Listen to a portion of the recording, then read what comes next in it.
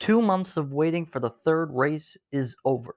The Asian Le Mans Series returns to the Dubai Autodrome for the fourth time since the event was first held, and the seventh race at the track. Much of the grid returns, with several new faces being added.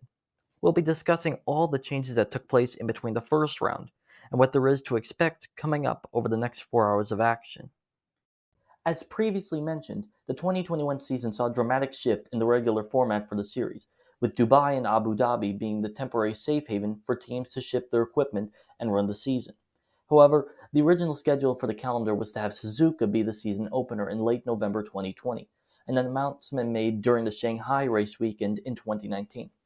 During that year's calendar, there was an absence of a Japan race on the calendar, with Fuji being replaced for the Bend Motorsport Park in Australia.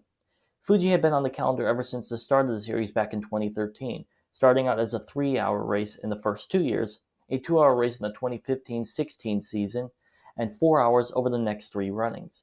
Suzuka as a start to the year was an absolutely tantalizing thought for the series, a sign that it was on the up and close to being comparable with its European counterpart in success. Though we know now that it was all smoke and mirrors, and with COVID looming in the distance, it wasn't going to happen. A secondary calendar was changed to have 4 races in Thailand and Malaysia, with the first 2 races being the January 9th and 11th of that year, taking place at Buriram, with the first race being Children's Day, and the final taking place over the next 17 days down at Sepang, though this was very optimistic. The hope was that COVID would have died down enough to reformat the season into this temporary sprint calendar, but it didn't work out, and it had to be shifted even further west, where the United Arab Emirates became the sanctuary. Ever since the series staked claim in the Arab region, a massive boom in interest in the series from the European teams occurred, and continues to this day. 36 cars showed up for at least one run of the 2021 season, 37 more in 2022, and 48 in 2023. The large entry lists still show up at the upcoming race in Dubai, which will feature 41 cars, with 19 prototypes split between 13 LMP2s and 6 LMP3s, and the 22-car GT field making it the third year in a row that the GT count in this class is over 20. The 13 LMP2s see 2 new additional cars on the grid, the 34 Nielsen Racing crew of Matt Bell, Patrick Liddy, and Blake McDonald, and the 47 co-racing of Alexander Kwani, Lorenzo Fluxa, and Vladislav Lomko. 13 LMP2 Pro-M cars ties the record for the most in the current LMP2 regulations in their history, with the only recent Rolex 24 having as many LMP2s under Pro-M ranks. Only one other change occurred in LMP2, with Ferdinand Habsburg being swapped out for Will Stevens in Nielsen's 24 crew.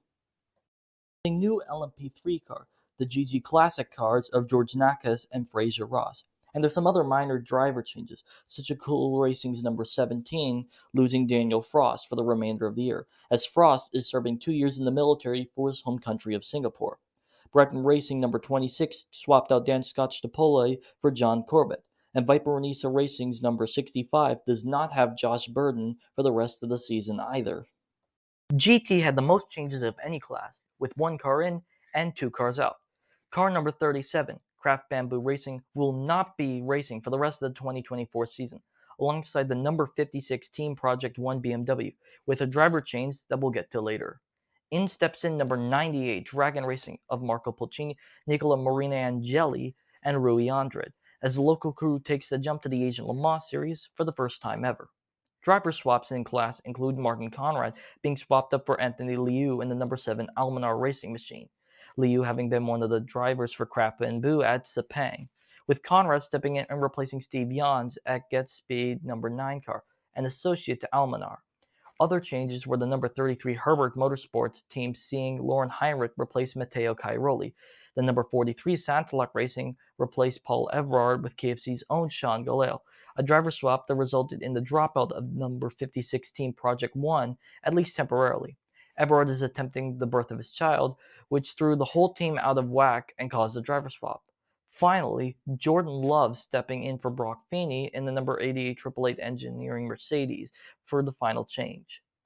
Much the same in terms of who we will think will win remains the same, outside of the new additional number 47 Cool Racing car in LMP2, and maybe the number 98 Dragon Racing in GT.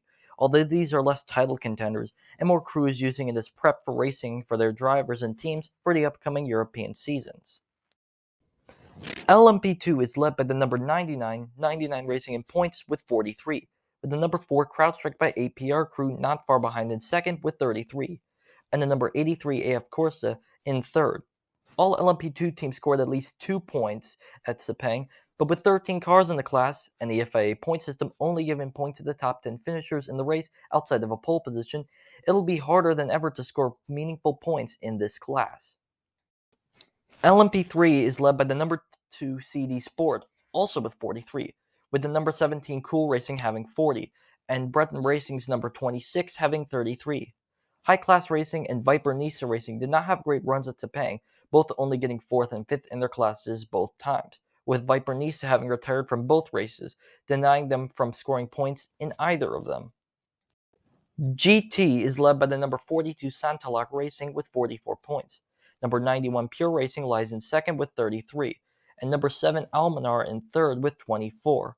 16 of the 23 GT cars at Sepang scored at least 1 point, with some good crews like the number 82 AF Corsa, the number 77 D Station, and the number 8 Earl Bamber car not getting any points. As per usual, GT should be all about the great stint for LeBron drivers at the start, and the tough battles and yellow flag periods during the race being the times where the best drivers pull through.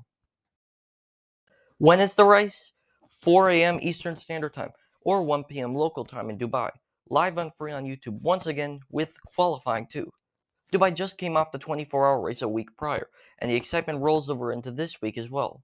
2024's running event is the first time since Dubai has returned that it has run a full night race since 2021. Despite the addition of floodlights around the circuit, Dubai will not see a night race on the tab for this year's race. 3 races remain of the 5 in the Asian Le Mans Series Championship, and the quick home stretch is upon us. LMP2 and GT invitations to the 24-hour race are up for grabs, with the LMP3's Road to Le Mans invitation also still within reach for all of the teams.